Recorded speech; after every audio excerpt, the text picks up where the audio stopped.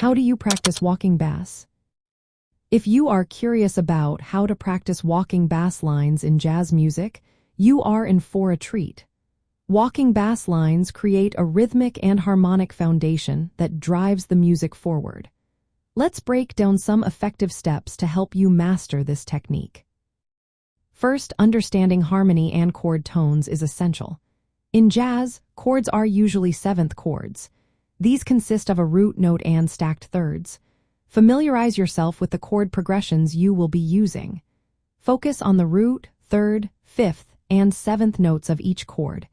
These notes will form the backbone of your walking bass line. Next, place the root note at the beginning of each new chord on the downbeat. This gives your line a strong foundation and clear direction.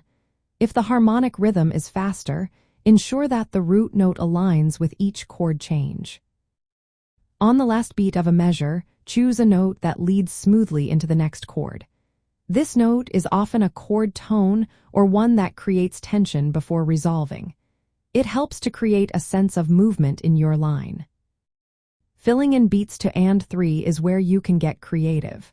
Use chord tones and passing tones to fill these beats. Avoid repeating notes too often to keep a smooth, melodic flow.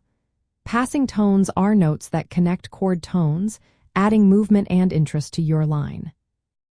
When practicing, focus on using quarter notes. Walking bass lines typically relying on the steady rhythm. Play each note on the beat to ensure a consistent flow. This will help you develop a solid sense of timing. Once you feel comfortable with the basics, it is time to experiment. Try different rhythms and melodic patterns. Adding slight variations in rhythm or using neighbor notes can bring depth to your lines. Listening to recordings of famous jazz bassists is another great way to practice.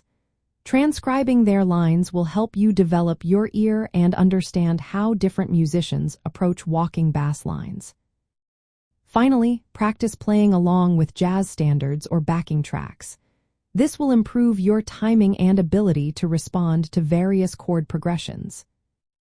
Incorporating these techniques into your practice routine will help you develop strong walking bass skills. Whether you are playing bass guitar, upright bass, or even simulating these lines on the guitar or piano, these steps will guide you on your journey. Happy practicing!